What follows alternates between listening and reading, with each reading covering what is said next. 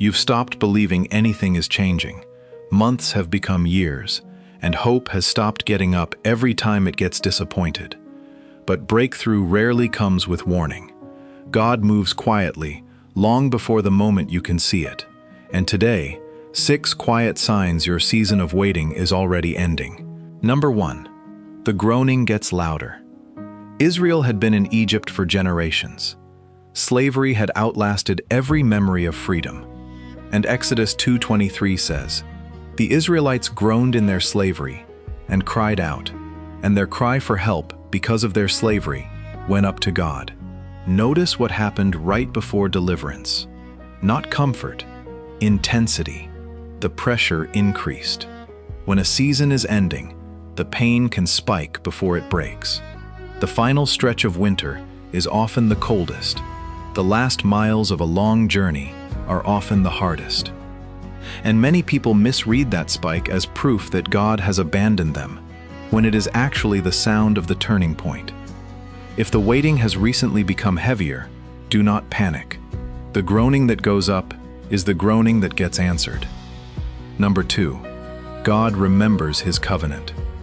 Exodus 2:24 says, "God heard their groaning, and He remembered His covenant with Abraham, with Isaac, and with Jacob." God did not forget. God cannot forget.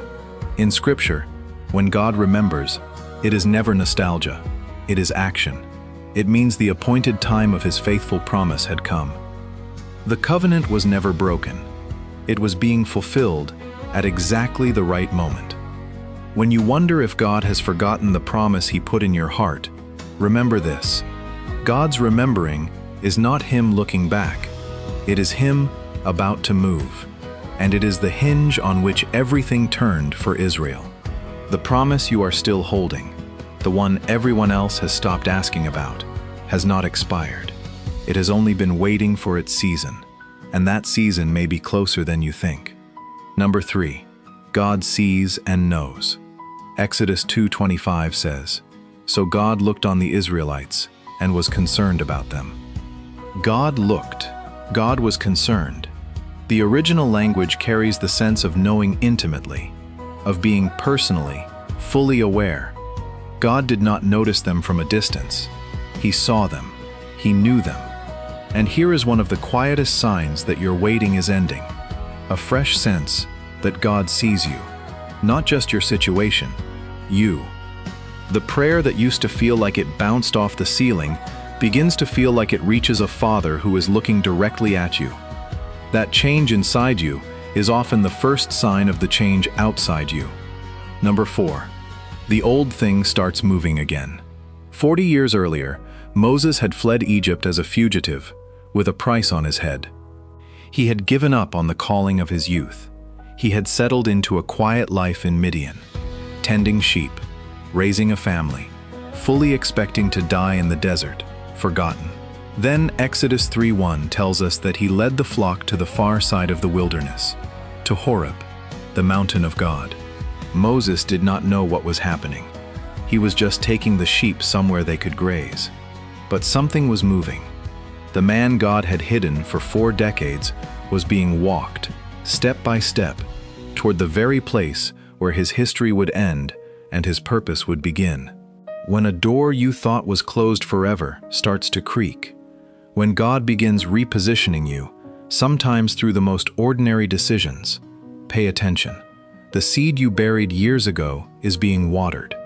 You may not recognize the journey as part of the promise yet. That is okay. You are being led to the mountain. Number 5. The ordinary becomes the setting for the extraordinary. Moses was not doing anything religious when God showed up. He was doing his job, shepherding, watching someone else's sheep, the same work he had done for 40 years. And Exodus 3:2 says the angel of the Lord appeared to him in flames of fire within a bush, and the bush was not consumed. God did not wait for Moses to be somewhere special. God came to the place where Moses already was. This may be the most hopeful sign of all. Your ordinary Tuesday is not too small for God. The very place you have grown tired of, the job, the kitchen, the hospital room, the empty chair, That is exactly where the fire is burning. You do not have to escape your season for God to meet you. He is already in it. Number 6. God calls your name. Then Exodus 3:4 says God called to him from within the bush, Moses. Moses, and Moses said, "Here I am."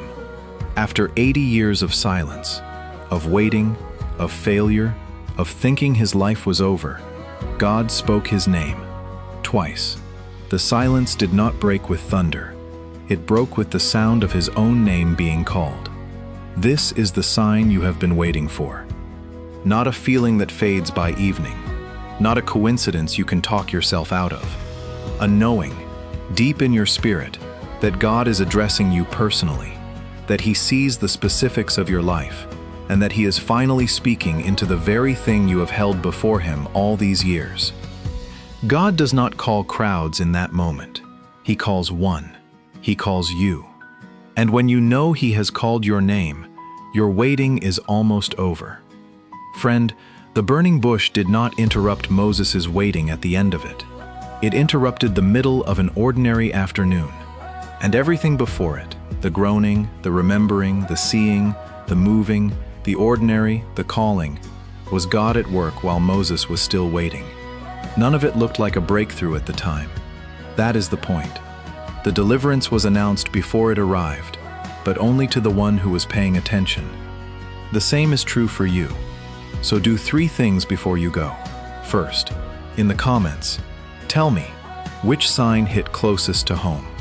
The louder groaning, the sense of being remembered, the feeling that God sees you, the old door creaking open, the ordinary becoming holy, or the knowing that God is calling your name. If you have watched one of these signs play out in your own story, share it. It may be the hope someone needs today. Second, subscribe to Selah Depth and turn on notifications, so we can keep reading God's quiet movements together, one truth at a time. Third, share this with someone who has been waiting longer than they ever thought they would. This might be the word God uses to tell them their season is turning. Your waiting is not wasted. The author of your story has been writing the whole time, and the very next scene may be the one where the bush burns. God bless you. Walk in the light.